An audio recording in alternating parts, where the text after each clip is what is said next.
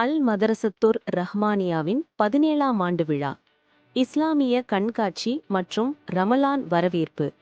முஸ்லிம் மக்கள் கழகத்தின் நிறுவனத் தலைவர் முனைவர் சு ஜெயினுத்தீன் கலந்து கொண்டார்.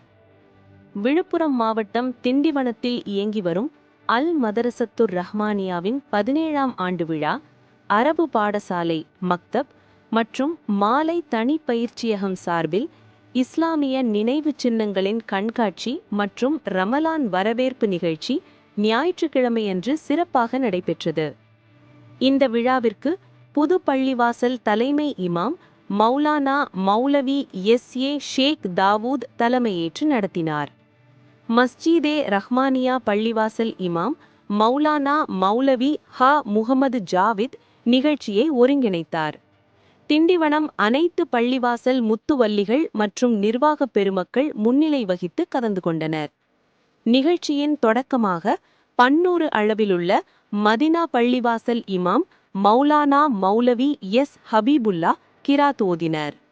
இஸ்லாமிய நினைவு சின்னங்களின் கண்காட்சியை இனாம் பள்ளிவாசல் இமாம் மௌலானா மௌலவி ஷாகுல் ஹமீது தொடக்கி வைத்தார்.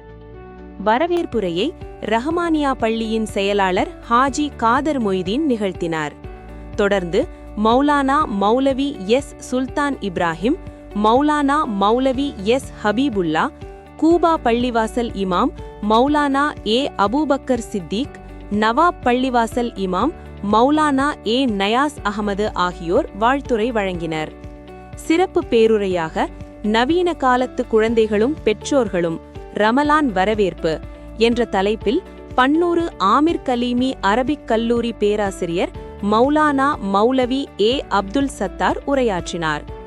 இந்த நிகழ்ச்சியில் முஸ்லிம் மக்கள் கழகத்தின் நிறுவனத் தலைவர் முனைவர் சு ஜெயினுத்தீன் கலந்து கொண்டு சிறப்பித்தார்.